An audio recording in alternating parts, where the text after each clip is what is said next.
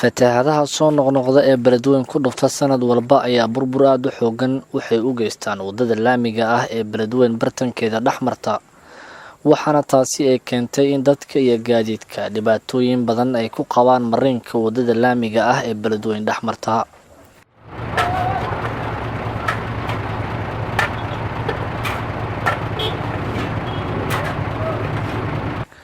ururka midnimada Hiiraan ayaa wali wada inay carbuuxin ku sameeyaan goobaha uu burburka laamiga xilligan ka muuqanayo dhexmara beledweyn.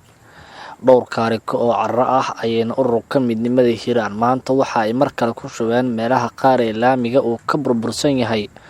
waxaana markii carrada ay ku shubaan dabadeed ay ku bilbilayeen booyada biyo ah si carrada ay u dhagto. muxsin xaaji cabdinaasir cabdulle ciise oo ku sugan dalka Britain gaar ahaan caasimadiisa London ayaa soo basadaqaystay lacagta maanta ururka midnimada Hiiraan ay wax ku qabteen. qaar ka mid ah dhalinta beledweyn ayaa bogaadiyay tallaabada iska wax u qabso ah ee ururka midnimada Hiiraan ay ka bilaabeen qaybo ka mid ah beledweyn taasi oo ay uga gol leeyihiin inay wax uga qabtaan burburka wadada laamiga ah ee dhexmarta beledweyn xilligan ka muuqanaya. inaan faro dadweynaha bulshada Soomaaliyeed meel kasta ay joogaan wadadan waa wadada isku xirta Soomaaliya waa Central of Somalia waa Hiiraan waa beledweyne wadadan kaliya ma lahan reer beledweyne kaliya ma lahan reer Hiiraan wadadan waxa leh min Raas Kamboni ilaa Raas Caseer dhismaheeda in laga qayb qaato oo dhalinyarada la garab istaago oo la caawiyo muhiim waay runtii aniga kama mid ihi dhalinyarada ururka dhalinyarada midnimo laakiin maanta waxaan ku soo caawiyay xoogayga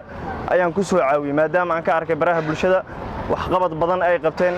mar waxa jirtay ay biyo dhaamin ka sameeyeen magaalada ayadoo runtii aad loogu baahnaa maanta waxa loo baahan yahay maadaama biyo baxa ay soo socoto wadadii in laga qayb qaato muhiim wadadan maalmo ka hor mar aan soo maray god saa'ideed meel kala mar ma lahayn laakiin hadda waxaad moodaa inay liisho tahay dadka Soomaaliyeed ama dadka reer Hiiraankana indhahooda ku arkeen waa dhalinyaro isku xilqaamay inay bulshada garab istaagaan waxaan leeyahay horay u socda runtii qof kasto islaama ama diirna haayo oo kamid ah ninkii xooggiisa ku kaalmeyn karo ninkii ku kaalmeyn karo dhaqaalo ninkii ku kaalmeyn karo fikir waa loo baahan yahay sababtoo ah wadadan waa waxa wada leenahay dad gaar ah ma lahan reer beledweyne ma lahan wadadan wadada islaamka oo dhan ay ka dhaxaysaa ganacsatada Soomaaliyeed ka dhaxaysaa ummadda islaamka oo dhan ay ka dhaxaysaa marka wax la sadaqaysan waxa ugu fiican masaajidada iyo wadooyinka in lagu bixiyo dhammaan bulshooyinka reer Hiiraan qaasatan reer beledweyne marka labaad waxaan ku bogaadinayaa dhammaan qof walba oo ka tirsan bulshooyinka reer Hiiraan qaasatan reer beledweyne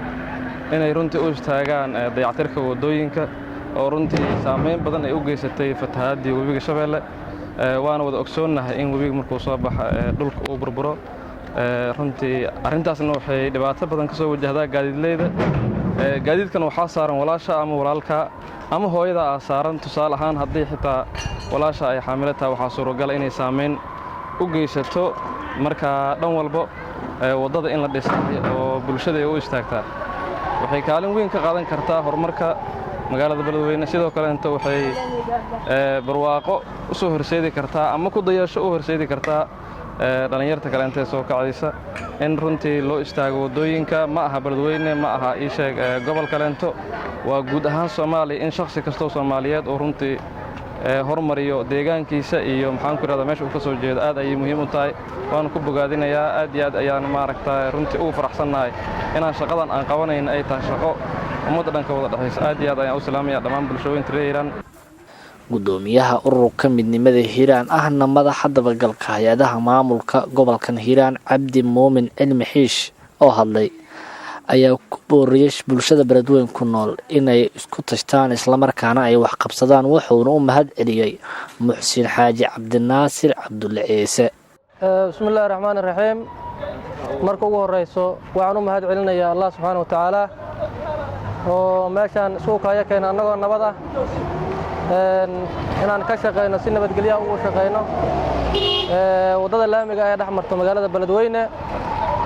marka labaad waxaan rabaa inaan u mahad celiyo walaalka gacanta nagu siiyay inaan wadadan maaragtay maanta aan ka shaqeyno inagoona lacag aan ku qaadanaynin inagoo dhididkeena sadaqaysanayno bixiyay kaarikada ama baabuurta meeshan lagu shubay ama meelahan laamiga dhexdeeda lagu shubay walaalkaas oo la yiraahdo xaaji cabdinaasir cabdulle ciise oo joogo dalka ingiriiska runtii aad iyo aad ayaan rabaa inaan ugu mahad celiyo intaas kadib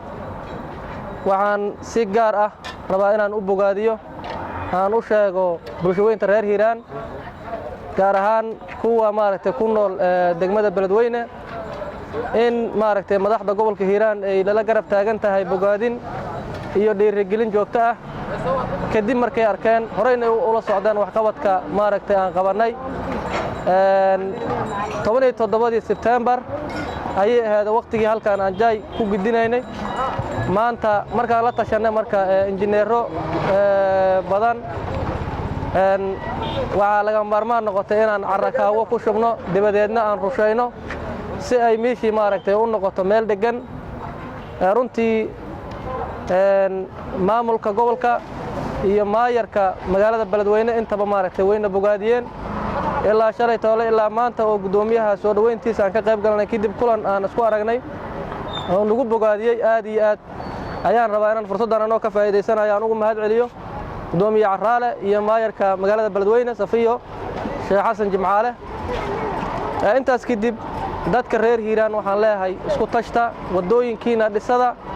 horumarkiina ka shaqeeya xasiloonida sida horey baan idinku sheegay ka shaqeeya isdhexgalka bulshada dhalinyaradana waxaan ku bogaadinayaa in ay maaragtay sidaan oo kale tood ay dalkooda ugu shaqeeyaan volunteer ee dhididkooda huraan bixiyaan runtii dhammaan dhalinyarada reer Hiiraan way soo bogaadinayeen mar kasta mid maaragtay social media-ha hambalyo nooga soo diray iyo mid maaragtay telefoon caadi naga soo waco oo na dhiirigeliya ay isku jiraan marka waxaan leeyahay adikana aad u mahadsantihiin dhiirigelintaas waxa adikana leedaga rabaa cidii joogto magaaladan joogto inay dhididkooda iyo dhiigooda ay bixiyaan iyo dhaqaalahooda ayagoo intaasna ku bixinaya maaragtay dalkooda iyo deegaankooda maxamed ibraahim siyaad hiiraan bila TV beledweyne